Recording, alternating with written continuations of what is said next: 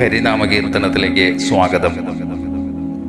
കർമാതപം കുളിർനിലാവെന്ന തമ്പിയോട് ചെമ്മേ പറഞ്ഞ് നിജപത്നിയും പിരിഞ്ഞളവ് തന്നത്തിരഞ്ഞു മറുകിച്ച മൃഗാക്ഷികളെ വൃന്ദാവനത്തിലഥ നാരായണായ നമ.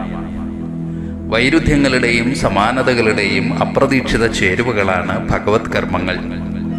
എപ്പോൾ എങ്ങനെയെന്ന് നമ്മുടെ ഇത്തിരി ബുദ്ധിക്ക് നിർണയിക്കാവുന്നവയല്ല അവയൊന്നും. അതുകൊണ്ടാണ് അനന്തമജ്ഞാതം അവർണ്ണനീയം എന്ന് പിൽക്കാലത്തൊരു കവി പാടിയത്. ഭഗവാന്റെ ശ്രീരാമാവതാരമാണ് ഇവിടെ പ്രതിപാദ്യം. ലക്ഷ്മണനും സീതയും ഒത്തുള്ള വനവാസകാലത്ത് സീതയെ പിരിഞ്ഞിരിക്കേണ്ടി വന്നു രാഘവന്. മനുഷ്യനായി പിറന്നതിനാൽ മറ്റാരെയും പോലെ ആ വേർപാട് ഭഗവാന് താങ്ങാൻ അരുതാത്തതായിരുന്നു. രാത്രിയിലെങ്ങും വനത്തിൽ കുളിർനിലാവ് പരന്നിരിക്കുന്നു. നിലാവിൻ്റെ കുളിർമയും ചാരുതയും പക്ഷേ ശ്രീരാമന് അനുഭവേദ്യമാകുന്നില്ല.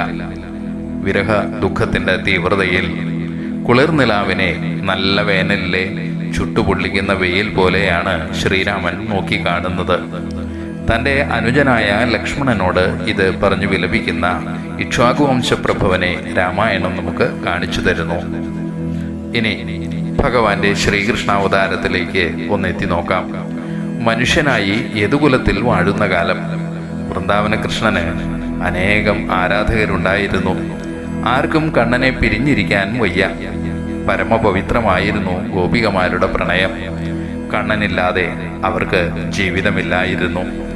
എന്നിട്ടും ഇടയ്ക്കെല്ലാം കണ്ണൻ അവരെ പറ്റിച്ച് മാറി നടന്നു. തീവ്രവേദനയോടെ കാനനങ്ങളിലെല്ലാം അവർ കണ്ണനെ തേടി നടന്നു. ഭാഗവതം ദശമസ്കന്ധത്തിലെ ഗോപികാഗീതം പ്രസിദ്ധമാണ്. എന്തേ ഭഗവാൻ ഇങ്ങനെ? ഒരിടത്ത് വിരഹദുഃഖം അനുഭവിച്ച ഭഗവാൻ മറ്റൊരിടത്ത് വിരഹദുഃഖം കൊടുക്കുന്നത് എന്തുകൊണ്ട്?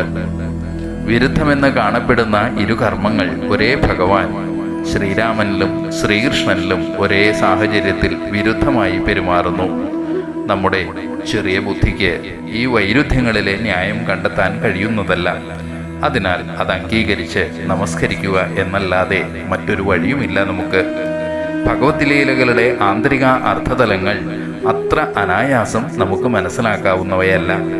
ഈ ഒരു ദൃഷ്ടാന്തത്തിൽ മാത്രം ഒതുങ്ങുന്നില്ല ലീലകളിലെ പൊരുത്തക്കേടുകൾ. അവയിൽ ചിലതെല്ലാം ആചാര്യനിവിടെ എടുത്തു കാണിക്കുന്നു എന്ന് മാത്രം.